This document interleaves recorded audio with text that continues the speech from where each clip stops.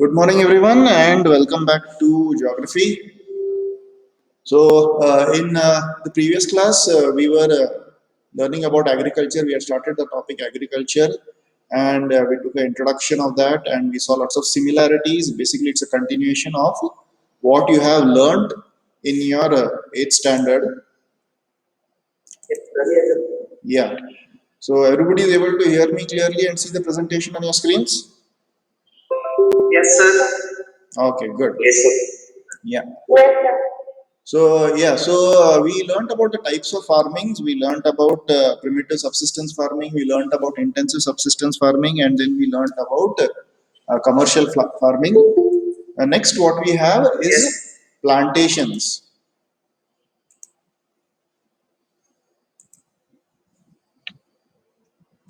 Sir, So, cropping pattern. yeah, we'll come to all that. All that we'll cover. Don't worry. Yeah. So, plantations. Plantations is a type of a commercial farming. In this type of farming, in which a single crop is grown over a very large area, the plantation has an interface of agriculture and industry. So, plantation, when we talk about plantation, it is not only agriculture, but it is also referred to as an agriculture industry because here the idea is to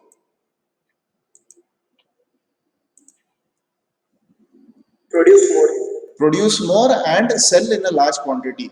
The capital which is used over here is very intensive. Lots of capital amount is required over here. Lots of money needs to be invested while doing a plantation. And with the help, usually there are many migrant laborers also which are who are employed in the plantations. All the produce is used as raw material in respective industries. Tea plantations in Assam and North Bengal, coffee plantations in Karnataka, banana plantations in southern part of India, rubber plantations in Kerala, bamboo plantations in northeast India. These are some of few of the very important plantations in India. Since the production is mainly for market, a well-developed network of transport and communication connecting the plantation areas, processing industries, and market is present. See, now the idea of a plantation is to produce high quality of crops which are market ready. The quality which comes out of these plantations is very, very important. The wastage in these places should be minimal so that it is cost effective and the plantation owner has a profit. Along with this, it should have proximity to the industry where the processing happens.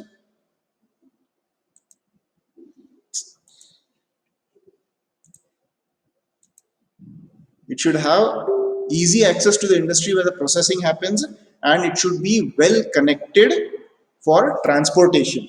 So these are the requirements for a successful, well-running, good plantation. So few of the most important plantations which we have in India are in the northern part of India. You will see tea plantations, Assam, Darjeeling, very popular, which have been there for a very long period of time. And then there are plantations in Karnataka also. That those are coffee plantations. If you especially go to areas of Chikmagalur, you will see very beautiful, beautiful coffee plantations over there. And even banana plantations also are very famous in the northeastern part of India. So these are a few important plantations in India. Now, cropping pattern.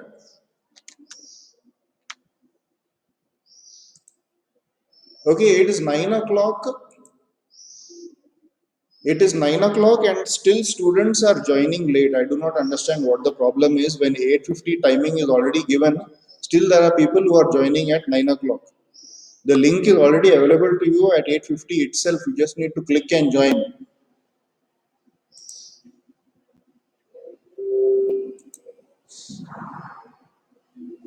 Okay, coming to cropping pattern. Cropping pattern basically means in which season which crop is to be grown, which crop will grow well in which season and under which soil conditions, which climate is best suited for which kind of crop. So this is the cropping pattern. So India basically has three cropping seasons. One is the Rabi crop, other one is the Kharif crop, and then we have the Zaid crop. So let us see what these three cropping patterns are, what is the significance, and why is it that we have divided the cropping patterns into these three sections. So Rabi crop. Sown in winter, Rabi crop, the season for sowing Rabi crops is winter, that is from October to December. And these crops are ready to be harvested in the summer season, that is from the period of April to June. The important crops which come under Rabi crops are wheat, barley, peas, gram, and mustard. These are the basic Rabi crops which are grown mainly in the northern parts of India. States such as Punjab, Haryana, Himachal Pradesh, Jammu Kashmir, Uttarakhand, and Western Uttar Pradesh are mainly Rabi crop oriented and Rabi crop producing states. Availability of precipitation during winter months due to the western temperature cyclones help in the success of these crops. If you all are able to recollect your climate chapter which you have learned last year, you will notice that this particular time, that is October to December, is the time of the ascending monsoon. So this during this ascending monsoon, that little bit of rain cover which the crops receive during these winter months is what is required for the successful growth of the Rabi crops. The The success, retreating monsoon. come again, Retreating monsoon. retreating monsoon, yeah, correct. The descending monsoon, retreating monsoon, correct. The success of Green Revolution in Punjab, Haryana, Western Uttar Pradesh, and parts of Rajasthan have also been an important factor in the growth of Rabi crops. Again, the Green Revolution also is something which you have learned last year in your economics, the story of village Palampur, how HYV seeds were used, how fertilizers were used to increase the yield in the production. This is mainly very true for the production of wheat. So the Green Revolution contributes a lot to the success of the Rabi crop production. Next, we have the Kharif crops. Sown on the onset of monsoon in different parts of the country, means at the beginning of the monsoon season, the entire monsoon season which we have, and it is harvested in September October period. Important crops are paddy, maize, jowar, bajra, tur dal, or also called as arhar dal, moong dal, urad, cotton, jute, groundnut, and soybean. So if you see, most of these crops are the crops which are used on a very daily basis in your homes. Paddy means rice, maize means the corn which is there, the yellow corn which you can see, and you can also use that American corn which you get nowadays in the market. So that is maize. Jowar is a small kind of roundish kind of grain from which you make roti at home. Jowar roti. Then bajra is another kind of a grain which is also used for making rotis, but it is more coarse than jowar. Then we have tur dal, arhar dal, which is a daily requirement in our houses. Then we have moong dal, very good source of protein. We have urad dal. Urad dal is the main thing which is used for making idlis and vadas, your dosas. All this is made from urad dal. Cotton, the clothes that you wear, cotton, the jute, the gunny bags, the sacks, which you see, it is all made from jute. Groundnut, of course, everybody knows North Karnataka is famous for its groundnut chutney. And soybean. Soybean is a crop which is again very rich in protein. The soybean is very rich in protein and fiber. It is, you get those soybean chunks in the markets, which is Yeah. used for making the normal subsies and vegetables. So, rich source of protein, soybean also, we get soya milk. For people who are not able to drink normal milk, there are few people who have an allergic reaction to normal milk. They are called as lactose intolerant. So for them, normally doctors prescribe the soya milk, which is again a very rich source of protein. So these are the crops which are the Kharif crops. Some of the most important rice growing regions in India are Assam, West Bengal, coastal regions of Orissa, Andhra Pradesh, Tamil Nadu, Kerala, and Maharashtra. particularly the Konkan coast along with Uttar Pradesh and Bihar. In Karnataka also we have large areas which produce rice. Recently, paddy has also become an important crop for Punjab and Haryana. In states like Assam, West Bengal, and Orissa, three crops of paddy are grown in a year. That is, uh, there's a few local names which is called as Os, Aman, and Boro. These are the traditional names, local names for the three different paddy crops which are grown in the year. So this was all about the Kharif crops. Next, we have the Zaid crops. These Zaid crops are basically the vegetables and a few fruits which come under the Zaid crops. Zaid season is a short season between the Rabi and Kharif season during the summer months. Crops produced are watermelon, muskmelon, cucumber, vegetables, and fodder crops. These are the crops which come under the Zaid crops. So let us see the major crops which are produced in India. A variety of food and non-food crops are grown in different parts of the country depending upon the variation in soil, climate, and cultivation practices. So the major food crops which are grown, we have rice, wheat, millets, maize, and pulses, which all are called as grains.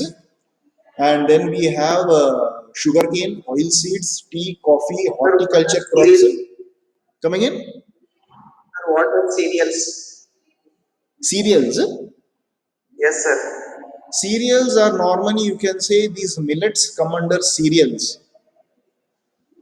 Millets are normally these grains, grains like jowar, grains like bajra. These are the grains which come under this category of millets. Now, millets are a type of grain which does not require very immense amount of rain or very nutritious soil. They are called as hardened crops. Okay, we have learned about this in 8th standard also. These millets grow in dry conditions and mainly over the Deccan Plateau region, which we have. This Deccan Plateau region is a rich source for growth of millets. So cereals are these crops which come under these millets. We also Yes, have, sir. yeah, even what is that? Oats. Oats also is a grain which is called referred to as cereals. Okay, sir. Okay, so that was that, and then non-food crops which we have rubber, we have fiber crops that is mainly cotton and jute. So these are the non-food crops which are grown in India. In total, actually, there are 51 major crops which are produced in India. These, what is mentioned in the slide over here, is the topmost major crops. So let us learn about a few major crops which are grown in India. What are their requirements? What are their climatic requirements, water requirements, and in which areas they are grown, at which time in the year are they grown. Rice is a staple food crop of majority people of India. Not a single day goes by where we don't eat rice. So that is how staple it is for us. India is the second largest producer of rice in the world, only after China. It's a kharif crop which requires high temperature, about 25 degrees, and high humidity with an annual rainfall of above 100 degrees, 100 centimeter. So lots of humidity, lots of rainfall required for the rice crop, and not extremely high temperatures, moderate temperatures of 25 degrees. Grown in the plains of North and Northeast India, coastal areas, and the deltaic regions. Deltaic regions are the regions like, for example, the Sundarban regions where the river water is meeting the ocean or the sea, and these areas the soil is extremely moist, extremely wet, has a lot of moisture and very suitable for the growth of paddy. So these are the areas: northeastern India, coastal areas, and deltaic regions. Development of dense network of canal irrigation and tube wells have made it possible to grow rice in areas of less rainfall, such as Punjab, Haryana, and western Uttar Pradesh and parts of Rajasthan. So basically, because of the advancement in our farming techniques, because of a very strong network of irrigation and tube wells, even places which earlier never used to produce rice, now presently in areas like Punjab, Haryana, Western Uttar Pradesh, and even in Rajasthan, These areas also rice is presently being grown. So these are the areas in India where rice crop is grown. If you can see the greenish colored area, these are the darker color, green areas are the major and the lighter are the minor rice growing areas. Yes, sir. Okay, next we have wheat. So the second most important cereal crop, main food crop in north and northwestern part of the country. Because if you go to the northern parts of India, like Delhi, Punjab, Haryana, these states do not consume rice as much as the southern states or the western eastern states. Here, the consumption of wheat is much more, requires a cool growing season and bright sunshine in at ripening time. So during the time of its growth, it requires a cool kind of temperature, does not require very high temperature, and bright sunshine at the time of ripening, means at the time of harvesting it requires bright sunshine. Requires about 50 to 75 centimeter of annual rainfall evenly distributed over the growing season. Not very high rain, not very low rain, a moderate amount of rainfall is required. Important wheat growing areas in India are the Ganga Satluj plains, basically the northern plains. This the area of which we have learnt about in your last year's geography, physical features of India, the northern plains. So the Ganga Satluj plains and black soil region in Deccan. Wherever black soil is there, here Belgaum also we have plenty of areas which have black soil, and we see that paddy grows very well over there. Wheat also can be grown in these regions. Major wheat producing states are Punjab, Haryana, Uttar Pradesh, Bihar, Rajasthan, and parts of Madhya Pradesh. So mainly the northern states and a few western states are the states wherein we are seeing wheat being grown. Punjab, Haryana, Uttar Pradesh, Bihar, Rajasthan, and little parts of Madhya Pradesh. Sir, Punjab is called bread of India. Absolutely right, Sagar. Punjab is called the bread basket of India because of the highest production of wheat from this state, Punjab. So the map of India, where you can see the production of wheat, you can see that unlike rice, this is concentrated only to the north and northern central part of India. Southern part of India, you will not find any areas of wheat growing, except a little part in Maharashtra, a small area, which is a minor area for growing of wheat. Next, we come to the millets. We have ragi, jowar, bajra, the photos which are there in front of you. These are the millets. Jowar, bajra, and ragi are the important millets grown in India. Though these are coarse grains, they have very high nutritional value. Ragi is rich in iron. You can see from the color itself, the reddish color of ragi. So it's a very rich source of iron, calcium, and other micronutrients and roughage. Roughage is basically protein. It is a crop of dry regions and grows well on red, black, sandy, loamy, and shallow soils. Karnataka is the largest producer, followed by Tamil Nadu, Himachal Pradesh, Uttarakhand, Sikkim, Jharkhand, and Arunachal Pradesh are also important ragi producing states. So in India, the largest amount of ragi is produced by Karnataka. If you go to the central part of Karnataka, mainly areas below Davanagere, till the southern part of Karnataka, you will see ragi is a part of the staple diet over there. A very famous meal in these areas is ragi mudde. Yes, sir. Yeah, I don't know if anyone of you have eaten it, but it's a staple diet for the farmers working over there. For people working in those areas, it's something which will stay in your stomach for a long period, and you'll not feel hungry for a long time once you've eaten the ragi mudde.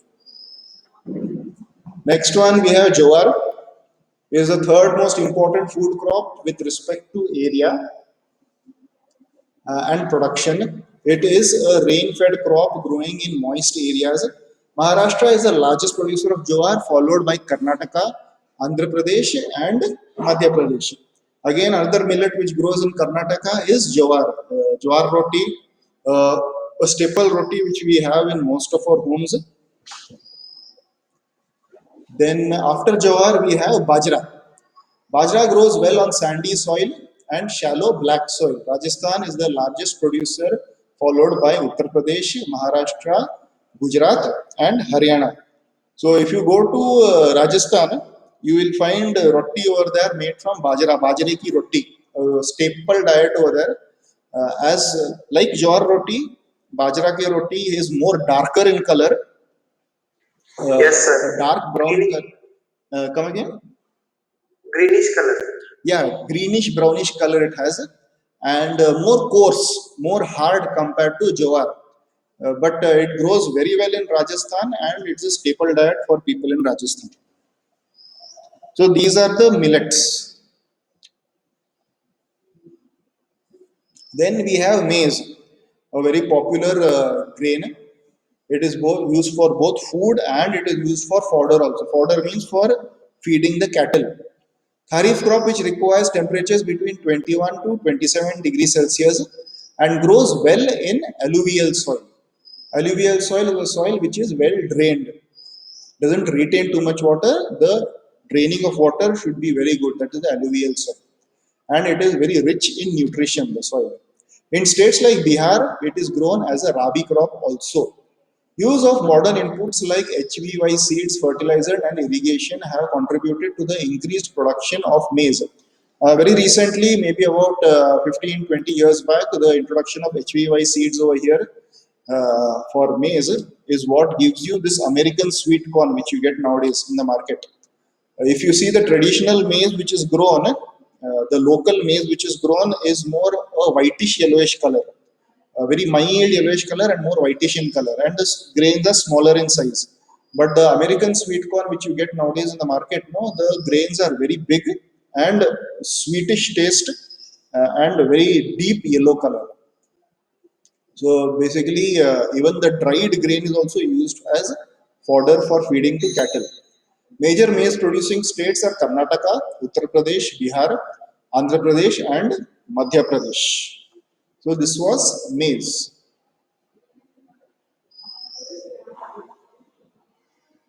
Right. So we are almost running close to time now. Yeah.